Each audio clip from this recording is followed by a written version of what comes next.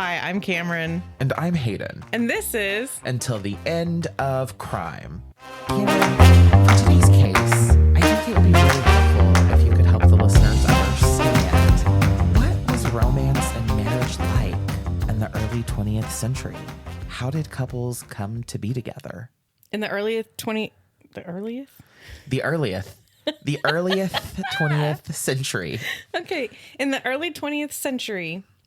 And I'm specifically talking 1920s, 30s. I mean, basically, you met people who lived in close proximity to you or who you knew through close family. So it was more about who was in your immediate vicinity. Yes. Well, according to Aziz Ansari. Okay. Modern romance. Yes. In my new role as a social worker, one of the things I've discovered is a lot of couples who have been married for 50, 60, 70 years met each other through church functions. Oh, yeah, I guess that tracks. They either went to like a It'd church. never be me. We know heathen. Wow. Wow. Hearing so many people, and it reminded me, my own grandparents met at church. And while I don't want to qualify or quantify anyone's relationship as being a relationship of either comfort or a remedy to scarcity or survival, I do think it's really important that we examine the context of these marriages as a necessity for women who could not have their own bank account or their own credit lines until like the 1970s. Mm-hmm. So what you're saying from Aziz Ansari's book, Modern Romance, makes a lot of sense. Yeah. However, while related to today's story, is not a direct correlation to today's story, but the necessity of a husband sure is. Just on the topic of our grandparents meeting, I don't know how my dad's parents met, but I know that my grandma, when she went on her first date with my grandpa, you know how I've been complaining about my coffee being sweet? Mm-hmm. Okay. Well, my grandma also likes her coffee sweet, but she went on this date with my grandpa and they got coffee and he ordered his black. And so she didn't want to be seen as like too frou-frou or anything. So she ordered her coffee black. Gross. She's like, I hate black coffee. She drank black coffee for years. Crazy. To keep up the ruse. And I'm like, I can't even drink one cup of it. I am never going to be that committed to the bit. But we also don't live in the same society or culture that we did then. Mm-hmm. So today... 100 years ago? Oh my God, that was 100 years ago. Yeah. In this instance, I believe they were married roughly 90 years ago. Our couple that we're going to discuss today. But so they married around 1934-ish? Yes. Okay. Our story begins in the early 20th century. Wow. Who could have imagined? Ray Copeland was born on December 30th, 1914 in Oklahoma. His early life was marked by hardship and instability. His family moved frequently in search of work during the Great Depression. These economic conditions, especially at this time period, left a lot of families in a position of needing to move. So that wasn't super uncommon to be semi-nomadic. Ray's father, Jess Copeland, struggled to find steady work, and as a result, their family often moved town to town. This constant movement had a pretty significant impact on young Ray. By the time he was 9 years old, Ray had to drop out of school in the 4th grade. He needed to help support his family. Later on, there would be discussion of how this lack of formal education really limited some of Ray's opportunities and pushed him towards a life of petty crime. Then, at the age of 20... Wasn't it? I mean, I can't imagine that it was very uncommon to not have graduated high school. It wasn't uncommon, but so for instance, my dad's father didn't finish his entire formal education, but he left school after 7th grade. Mm-hmm. 4th grade was really young, I think, to end formal schooling. Okay. And you said they moved around a lot. They had to move around a lot. But was it all in Oklahoma? So I'm not exactly sure if Ray followed the pattern of his parents, then no, because they ended up moving to lots of different places. So at the age of 20, Ray committed his first known crime. He stole 2 hogs from his own father and sold them in another town. Okay. Although his father discovered this theft, he didn't file any kind of charges against his son. But this incident did mark the beginning of Ray's criminal career. In 1939, Ray was arrested for forging government checks in Harrison, Arkansas, for which he was sentenced to 1 year in county jail. And this early run-in with the law did very little to deter him from committing more crimes in the future. Some of these checks, these government checks that he was forging, were actually government checks meant for his brother. So not only was he forging these documents, but he was stealing from his own family. Yeah, that's my takeaway, is that it really, based on what you've said so far, it seems like his crimes are centralized on his family, that he's not stepping outside of the family to commit crimes, which just seems like a choice. It's weird to me that you would still, it begs the question of what his relationship with his father was like. And there's not really any information about that other than they just had to move a lot and it maybe wasn't necessarily great for Ray. But there is no details of like his father being totally awful and terrible or why he would choose to forge checks that belonged to his brother. So I wonder if part of the reason that he did drop out of school at 9, rather than it just being about helping make money for the family, I wonder if there was some sort of learning disability or maybe academic struggles that were at play that contributed to that. Right. And intellectual disabilities don't necessarily equate to criminal behavior, but I would not be surprised if that were the case and that led to him having, like you just said, dropping out of school early or not being able to really complete material. He may have been dyslexic. Right. Like it might have been something as simple as this thing prevented him from being able to. It could have been the minorest of disabilities. Excel, yeah. But because we're talking about the 19-teens and 20s, all school was so standardized. There was a singular approach. If you had a learning disability, too bad, too sad, you just don't have what it takes to learn the material. When I also imagine... So I guess there are several reasons that I'm curious about this. One, if they're moving around a lot, his education isn't consistent. So if he struggles already, then he's having more difficulties. He's probably missing a ton of school on top of that. Yeah. 2, I think that it's really confusing to me that the people who he chooses to steal from, it might have been opportunity. Like, well, this might have seemed really common sense. Like, oh, this stuff is right here, so I'll just do as I will with it. But it seems more confusing to me that he is choosing to take from the only constants that he's really had in his life. And I think it raises the question of what kind of modeling did his father and family present to him.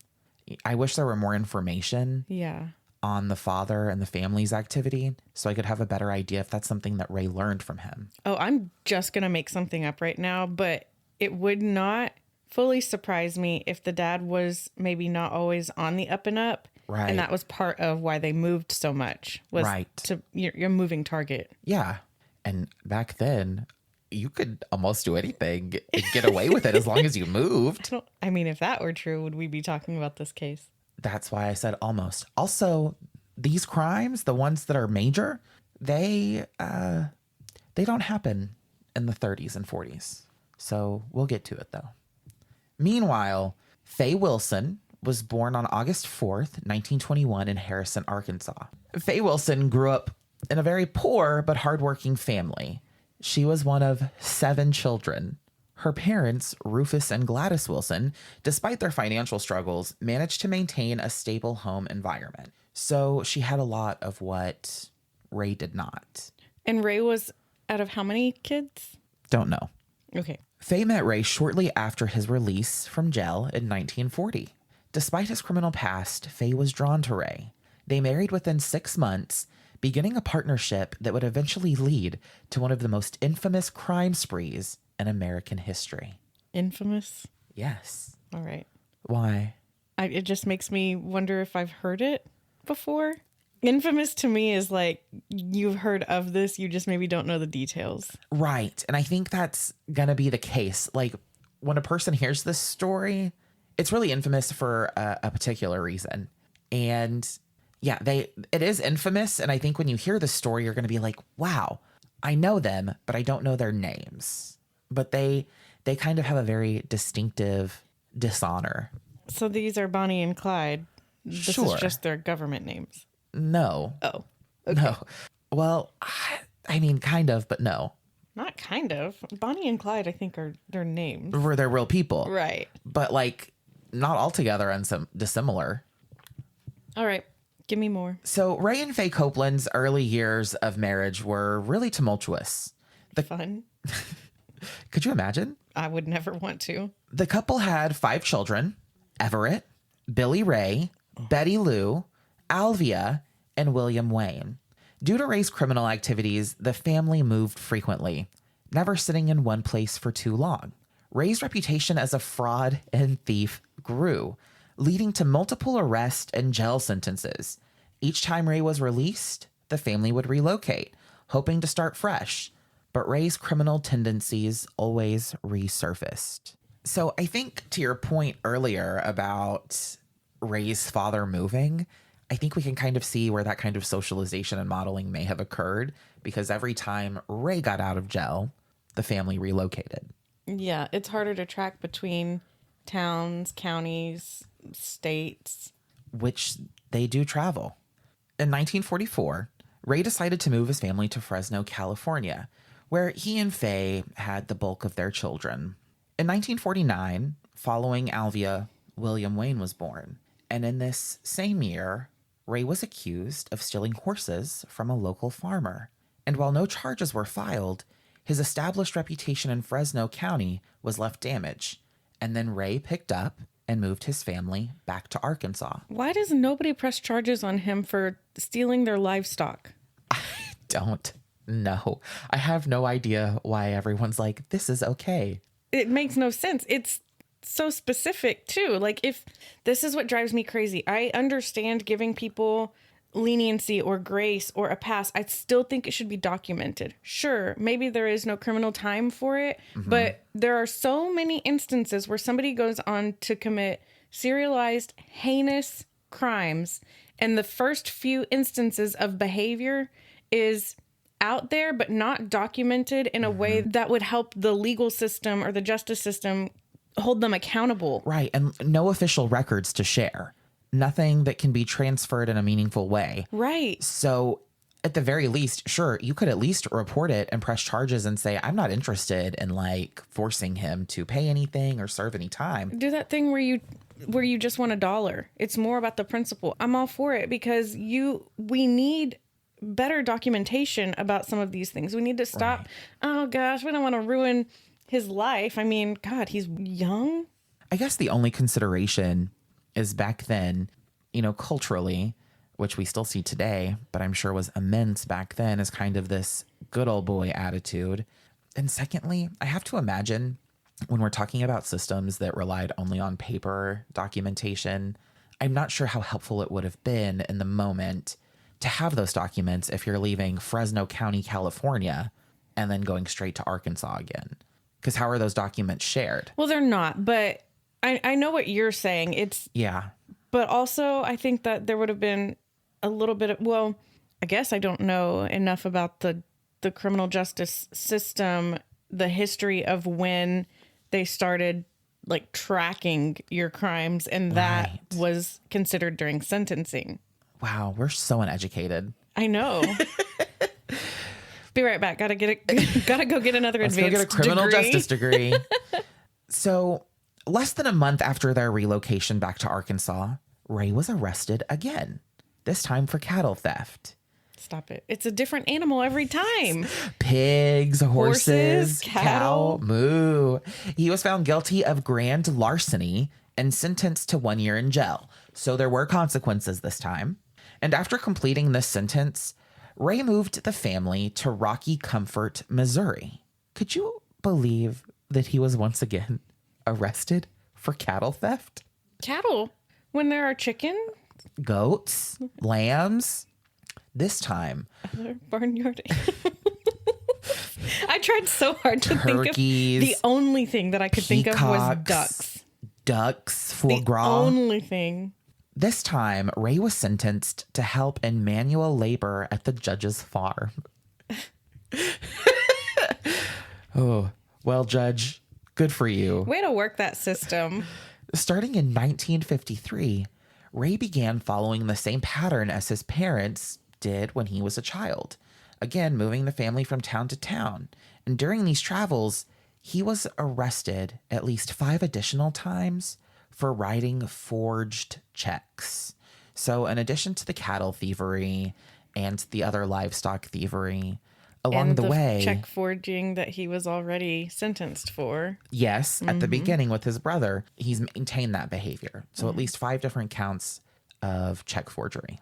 During the summer of 1966, the Copeland family returned to Missouri, where Ray and Faye successfully purchased a small farm with 40 acres of land in Mooresville.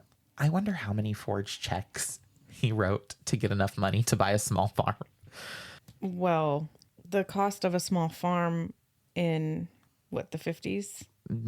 66? In 66 was grossly different than... Far cheaper than now, especially in an undeveloped area. Well, and especially because he's not having to buy any of the livestock. He's just taking them from his neighbors. He's already got them. I think that how far did the money stretch then? But we know that it did, right? We know that it... Anyway. I feel like money is very, very elastic when you're not actually going about acquiring it in a legal way. Right. Well, you could just buy so much more for $1, and pay equity was much... There was more pay parity amongst professions than there is now. Yeah. So to your point, I think that you're right in saying 40 acres probably wasn't a big stretch for someone back then. Especially who steals all their money. Exactly. Or steals animals and sells it for money. While Ray was off doing the things that Ray likes to do, like breaking the law, That's just his hobby. He actually has a 9-to-5, and in his spare time, he forges checks and steals horses. Faye took a job at a local glove making company. Ray proved unpopular with his neighbors. They viewed him as being a bitter elderly man and suspected that he physically abused his family. Faye and the Copeland children later denied these allegations, but then later still confirmed these allegations. Yeah, that's standard. What does not sound standard to me is we're talking the 60s, and we're talking neighbors thinking that it's their business. One, I would be interested in knowing why the neighbors suspected that. Two, I understand why the family would deny it and then eventually come out with the truth about it. But it surprises me that the neighbors felt like it was something that they had any business involving themselves with, which makes me think it was severe and very obvious. I think that you're definitely right. In 1960s, in Missouri, no less. Yeah, that's their business. Right. You wouldn't that's mind his house. Exactly. And imagine what the standard for physical and familial violence must have been, that they were like, like to the point where they didn't like him. Yeah. So it must have been something extreme. Yeah. Ray's control over his family was absolute. Again, he was thought of to be abusive, both physically and emotionally. And this abuse wasn't just directed at Faye, but also their 5 children. Emotionally? Did that even exist in the 60s? I don't think that I don't think that we would say emotionally abusive then, but I think knowing what we know now, it's like when a person maybe takes an adverse childhood experiences inventory and learns that the childhood they thought was normal was not, because it's such a part of their daily routine. But I think it was very normal for him to devalue them, yell at them, curse at them, obviously beat them. And I think there was a level of emotional submission.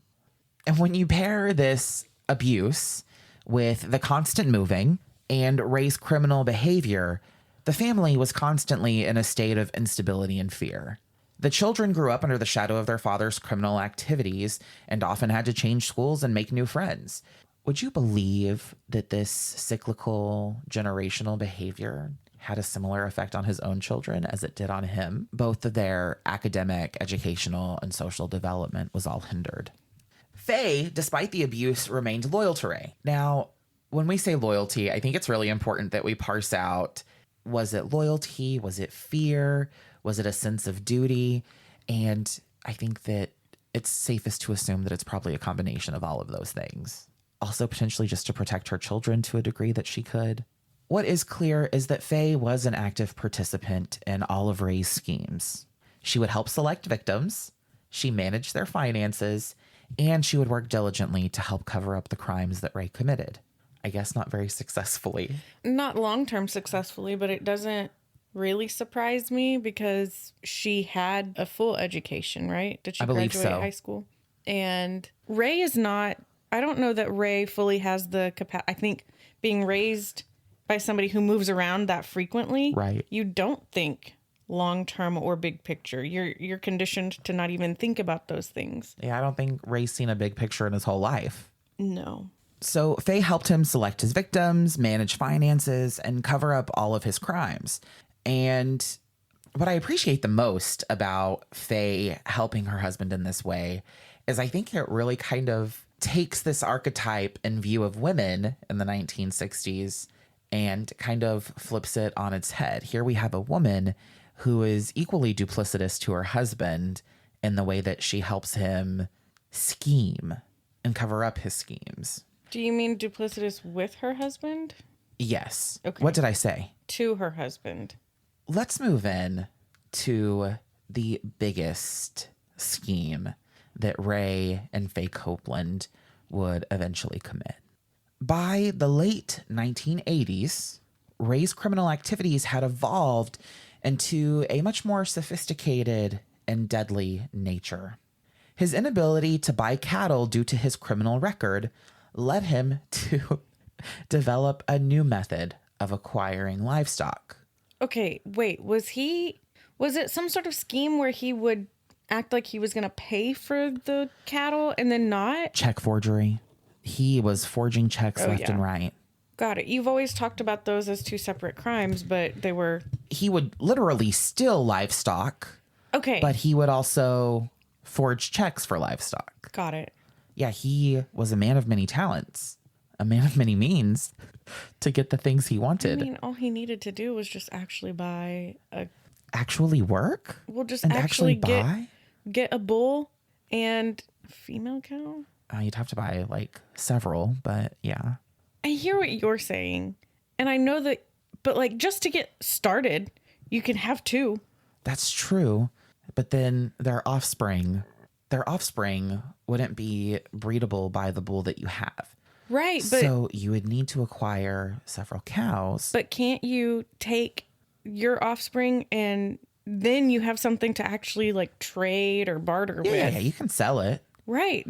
That's what I'm saying. If he's, I mean, I guess I understand. It's faster. Yeah, I guess if he wanted to be lucrative, I don't know how much he would get. Anyways, he could have done things more honestly.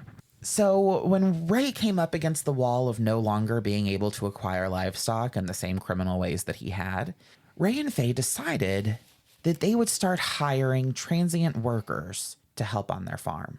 Yeah, this isn't good. No, it sure isn't. No, because transients typically are not looked for. Correct.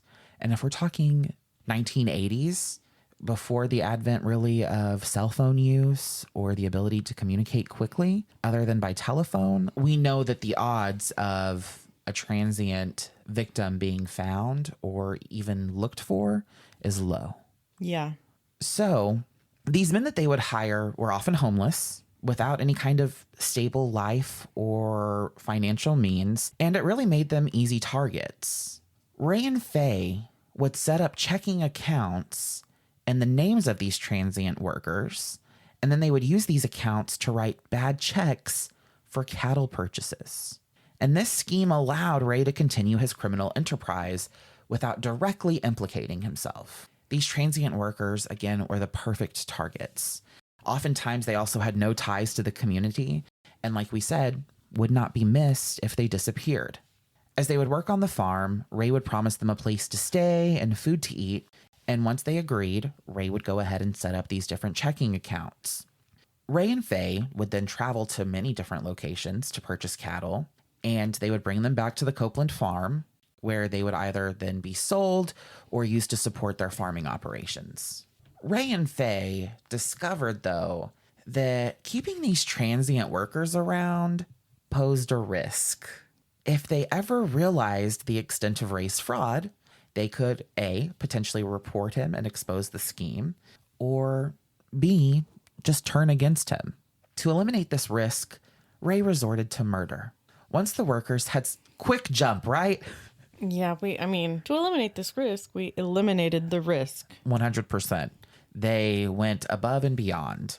Ray would often kill these transient workers, shooting them in the back of the head with a .22 caliber rifle. The bodies would then be buried somewhere on or near the Copeland farm, often hidden from view. This methodical approach to murder really ensured that the Copelands' crimes remained undetected for years.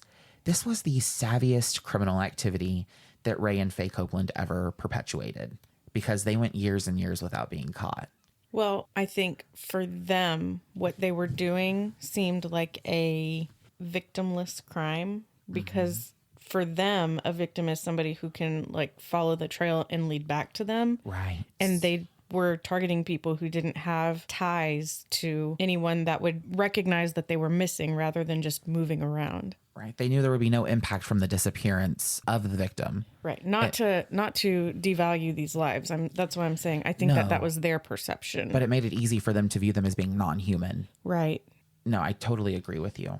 The Copelands farm, which was located in rural Missouri, was really remote. It wasn't really near anyone. They didn't have a lot of neighbors. And the local community didn't really have any kind of idea of these transient workers working for Ray and Faye Copeland. The image that they ultimately were able to cultivate for themselves in their community in this rural Missouri area was that they were kind of simple, hardworking people.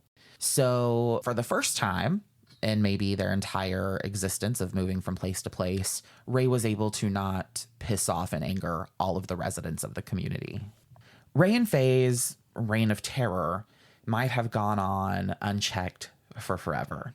However, in August 1989, Jack McCormick, a transient worker who had appeared in the community and then worked for the Copelands, called the Nebraska Crime Stoppers hotline. He claimed to have seen human bones on the property and that Ray had tried to kill him. Initially, sorry, I don't mean to laugh, but it's wild that he was able to get away and call Crime Stoppers of Nebraska. Yeah. Were they in Nebraska? No. Where were they? Missouri. Was he from Nebraska? He may have been. That makes sense. But that's who he ended up getting connected with. Now, I will say there were some different sources. I hate to say it, but like Murderpedia and like Midwestern Murder Journal kind of reported a little differently. I believe one of them said it was a Nebraska Police Department, but then I found like two other sources that confirmed it was Crime Stoppers. Yeah. So just for our listeners' sake, I want them to know that there is some discrepancy in that reporting about who he called, but it seems that it was a Crime Stoppers line. Police were initially skeptical, but decided to investigate due to Ray's extensive criminal background. The search of the Copeland farm began in October 1989 and included dozens of officers and bloodhounds. Now, Jack McCormick had worked on the Copeland farm, earning up to $50 a day. And like many transient workers, he had been lured by the promise of steady work and decent pay. However, McCormick pretty quickly realized there was something amiss. He witnessed firsthand the check fraud and the cattle scam. And one day, after a particularly tense exchange, Ray turned on Jack, leading up to the event where he was nearly shot and killed. Jack describes his experience as having turned around and seeing the barrel of the gun at his face. Okay. I was going to say, how was he nearly, but... Well, and it turns out Jack was able to manage to talk his way out of being killed. So it's not like he ran away. It's not like he saw him from a distance. Ray Copeland really had him up against a wall. Mm-hmm. Ultimately, what he did is that he promised Ray that he would leave town and never come back. He also convinced Ray to take him to the bank to deposit his earnings to cover a hot check that he had written. Once they arrived at the bank, Jack actually slipped out of the back and made his way to a used car lot where he took a car for a test drive and fled to Nebraska. Is this the same guy that called Crime Stoppers? Yes. Oh, okay. Yes, same guy. I was like, how many Nebraska I know. So he's definitely from Nebraska. He's got to be from Nebraska. Yeah. Why else would you flee back to Nebraska? Gary Calvert of Livingston County was the head detective who led this investigation against Ray and Faye Copeland. And Calvert was really highly respected. He also wasn't quite convinced with this kindly farmer image that Ray had cultivated. Sorry, farmer cultivated. Okay. I mean, it is just, I don't really think that he's much of a farmer because he just steals everything. As he dug deeper, a new picture emerged. You really love what you've done here. Farmers cultivating and digging. Ray was a cantankerous man who ruled his household with an iron fist. His mantra was essentially, do it or get beat. Calvert's thorough background check revealed Ray's history of check fraud, bankruptcy a few years earlier, and the cattle fraud scheme. And Jack McCormick's story became all the more credible. This investigation ended up being quite complex. It required the cooperation of multiple law enforcement agencies. The initial tip from Jack McCormick set off a chain of events that eventually led to the Copelands' arrest and conviction. Most deputies at this time had again dismissed the allegation, but Calvert remained persistent. David Hain, a Brookfield police officer, knew that Ray was not a good person, and he also understood that one of the first steps to helping build this case against the Copelands would be to track down the transient workers who had worked for them. This proved to not be an easy task. Most of these transient workers had no social security number and were essentially experiencing homelessness with no one looking for them. Calvert changed up his tactics and started reaching out to families who hadn't heard from their loved ones in some time.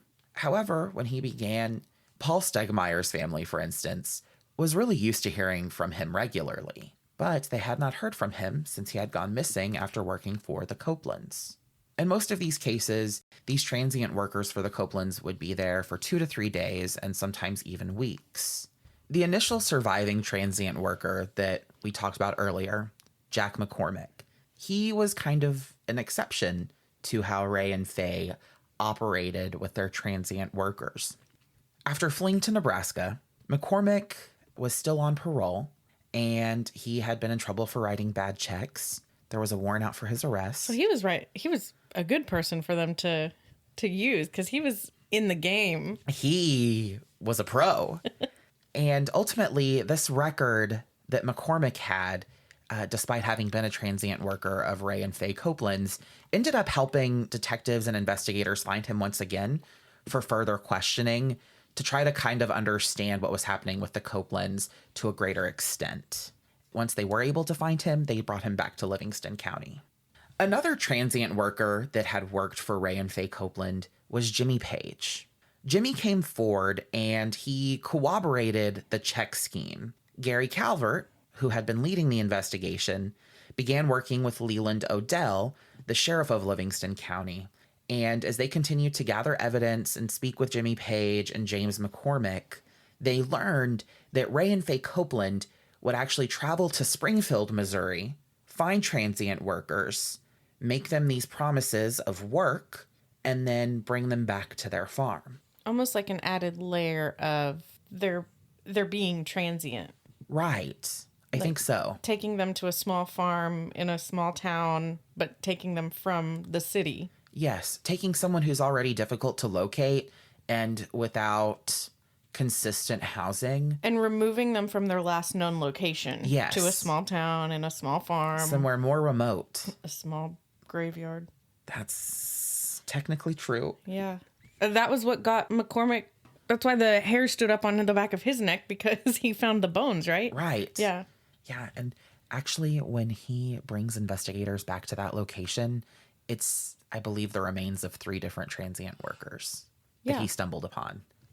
The small rural community that the Copelands lived in had a really hard time believing that this kind of ongoing story was true. Ultimately, Calvert ended up needing to call in authorities from several surrounding counties, such as Chillicothe and Grundy County's Sheriff Greg Kuhn, and the Highway Patrol. Jack, once again, was of service, by drawing up a map of the farm where he had seen things. And it was at this point that Calvert felt really confident that they could obtain all of the necessary search warrants they needed to explore the Copeland farm. In the early morning hours of an undisclosed date, the Copeland farm was raided, as well as the farmhouse. You said raided, and I was like, what, 1 to 10? But you mean raided, like with an I. Yeah. All of these law enforcement agencies were called in and assisted in the raid of the Copeland farm, the farmhouse, and the barns. By most accounts, it was exactly what you would expect an old farming couple to live in. Calvert had Ray, while Greg Kuhn had Faye. And at that time, Ray wasn't actually at home, only Faye was home. Can you remind me what year we're in right now? Oh, gosh, it's the 1980s. Yeah, but earlier you were saying August 89. Is that this? October 1989. Baby's first Halloween. Yeah, you were alive. Mm-hmm. Ray was found by Calvert at a diner in town where he was later arrested. After he finished his eggs and bakey? There's also reports, and I didn't actually include this in here, that Ray, despite like people only thinking of him and Faye as being this old farming couple, while also simultaneously thinking he was too rough, he was like kind of just rude to people in general. Like you said he was cantankerous. Yeah. And so at like places like the diner, like he was impolite to wait staff. Ray was held on charges related to the check and cattle schemes. And when the Copeland children found out about the arrest, they were already used to Ray being in trouble. It wasn't anything new for their father to have fallen into the wrong side of the law. How old were the kids? Oh gosh, at this point, they were born late 1930s through the 40s. Oh, they're grown. Yeah, they're 40s and 50s. Yeah. So they... probably mid 30s. They weren't around... to early 50s. For the murders. No, I don't believe so. And they weren't aware of the murders. Well, again, they weren't surprised that their dad had gotten himself into trouble again, but this is the first time their mom had been charged with anything. When Faye was able to speak with some of her children, she asked her children to move quilts before the police arrived, but she emphasized for them to not touch any of the pictures, indicating that she was aware of the investigation and maybe wanted to protect certain pieces of evidence. The law enforcement agents ended up spending several days on the farm, going through things like burn piles and digging holes over the property. Am I going to know what the quilts and pictures? Oh, you sure will. Okay. We're going to circle back. We're going to circle back to the quilts. Good, because I won't be able to think of anything else until I know. Did she make quilts with the clothes Hold on. On October 17th, they also searched other surrounding farms and areas for any kind of human remains. They used steel rods to probe the ground. They found 3 places. They dug down 18 to 24 inches and found the remains of 3 men wrapped in plastic with clothing. The victims were identified as Paul Cowart from Arkansas, John Freeman from Oklahoma, and Jimmy Harvey from Missouri. All had been shot in the back of the head with a .22 caliber rifle. The killings and cold burials really kind of came as a shock to the officers despite conducting this search, because it took them a while to find the bodies. They were kind of maybe under the impression, and especially with some of like the community outcry, that maybe this was a wild goose chase. Eventually, both of the Copelands were charged with murder, and in late October 1989, both had been arrested for the murder of at least 3 transient workers and were placed in different facilities. A lot of people in their community, they were very resistant to this idea, but after the evidence was found, they were willing to accept that Ray had done this. But not Faye. Not Faye.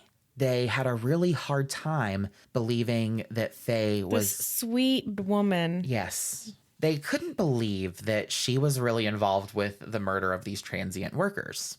Why? It probably kept her from being as abused.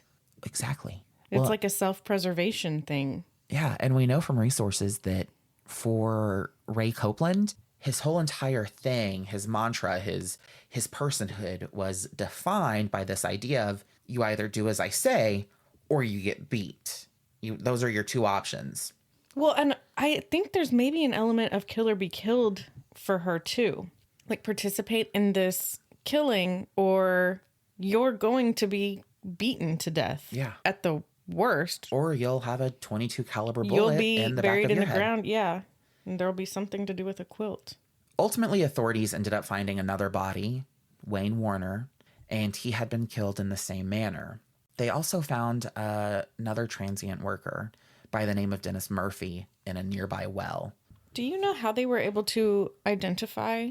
Did they have identification on the bodies or? I'm not exactly sure how they were. Oh, I actually am sure, but it's coming in a moment. Okay. I will say it says that one resource said that Dennis Murphy actually had a belt on, a leather belt with his name on it.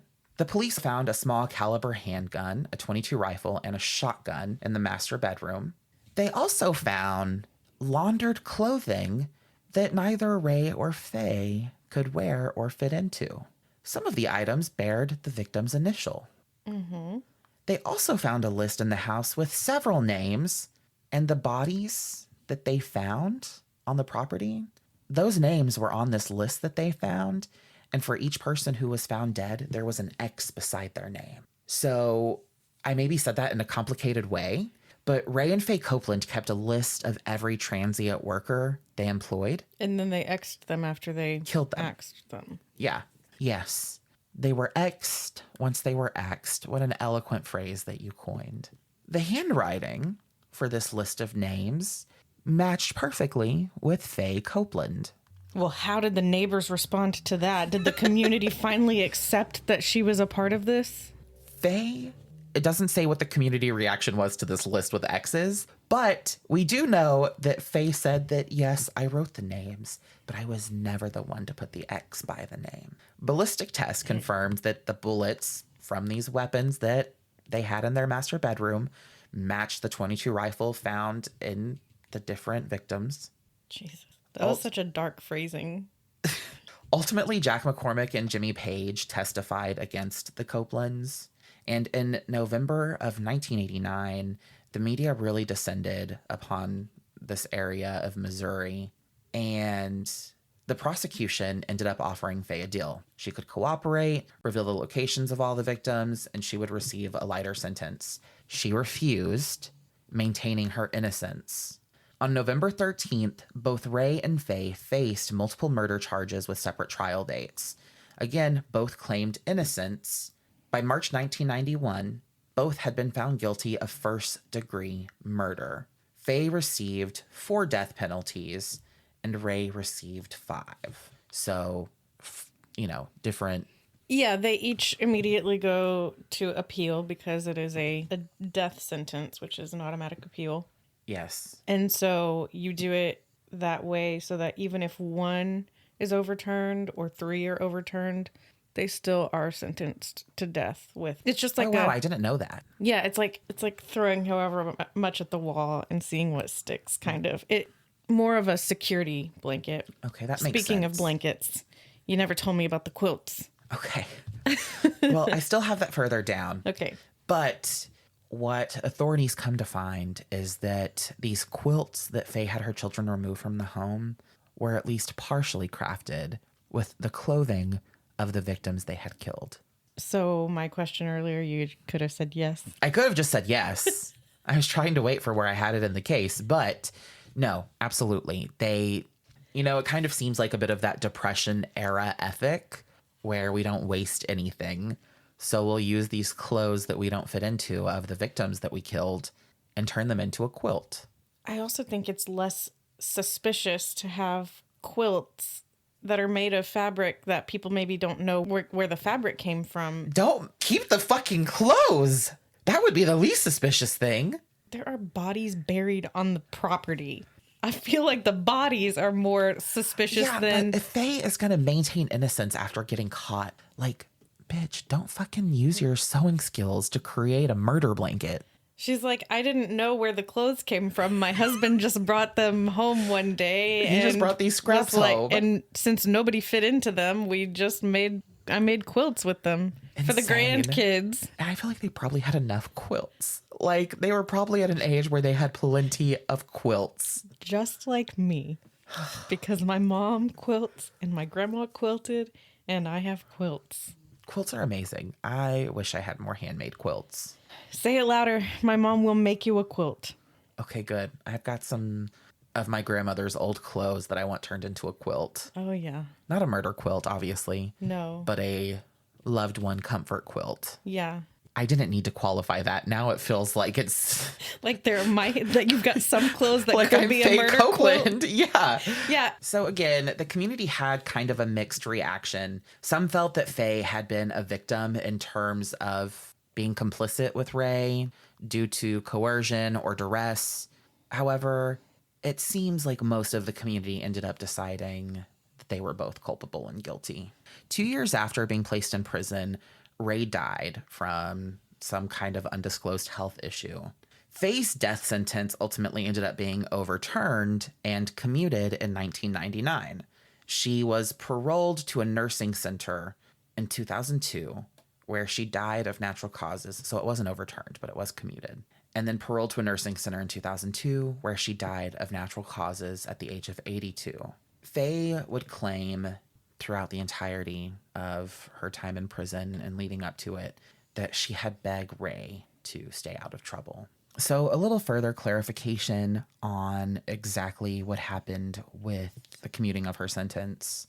Faye's attorneys appealed her conviction and contended that the jury had not been allowed to hear any evidence that Ray had been abusing her for years. And on August 6, 1999, Judge Ortree Smith overturned the death sentence, but let the conviction stand and commuted her sentence to 5 consecutive terms of life without parole. On August 10th, 2002, Faye suffered a stroke that left her partially paralyzed and unable to speak. And weeks later, in September 2002, Governor Bob Holden authorized a medical parole for Faye, fulfilling her wish that she not die in prison. She was paroled to a nursing home in her hometown of Chillicothe, Missouri, where she died of natural causes at the age of 82. She left behind 5 children and 17 grandchildren. And how many quilts? An undisclosed number. Okay. Far too many. One is too many. One murder quilt. Of murder victims. Yeah. I was like, one quilt is too many? I hear what you're saying, though. I got it. Ultimately, the issue with the Copeland family and their kind of mass murdering of transient workers, or serial murder of transient workers, left a terrible mark on the community of Mooresville. Ultimately, Ray and Faye are the oldest couple to have ever been put to death in the United States, or at least sentenced to death, although neither of them died by execution. Right. While this case is awful and the lives of many transient workers were stolen, I do think there's an interesting lesson to take from this case in terms of any person at any age is capable of evil, of crime, of murder. And I think so often as a society, when we see elderly people, we think of them as frail and capable of doing such a thing, both morally and physically. Sweet, cute. Principled in a good way. Yeah. And I think that Ray and Faye Copeland prove that that's not always true. We are too unassuming when it comes to the elderly. Or maybe we're too assuming. We assume too much kindness when we ought to assume, oh, there's a lot of life experience here. Yeah. They have a history, a long history. They've made plenty of mistakes to get here. But then there's also a stereotype with older people about them being crotchety. That's true. But I mean, not all. But I mean, crotchety doesn't equate killery. No, none of it. We can't. Murder is always the exception. Yes, that is not the norm. 100%. The general population, it doesn't matter what demographic you look in, I guess aside from the murder demographic, that's not the norm. Even in the demographic of psychopaths, murdering is not the norm. Correct. That was a really interesting yet disturbing story, but you told it really well. Thank you so much. I feel like the story is interesting, which is why I picked it, but also weirdly upsetting and kind of devastating in the way that what I think is most interesting about it is that these people of a certain age are committing these horrible crimes. It's almost upsetting to know that it's possible, that it happened. I mean, that's what I meant when I said disturbing. Yes. You know, grandma and grandpa may be out there murdering. You never know. You never know. Wow, what should we get them for Christmas? A scythe? Hard candy. A complete list of sources and any links can be found in the show notes. That's all we've got for this episode. If you enjoyed listening and want to hear more, please subscribe and drop us a 5-star rating on Apple Podcast or wherever you're listening. Make sure that you recommend us to a friend and that you're following us at End of Crime Pod on Instagram. And like us on Facebook at Until the End of Crime and join our discussion group. Email us at endofcrimepod@gmail.com with questions, requests, or episode suggestions. And thank you for listening. Until the next crime.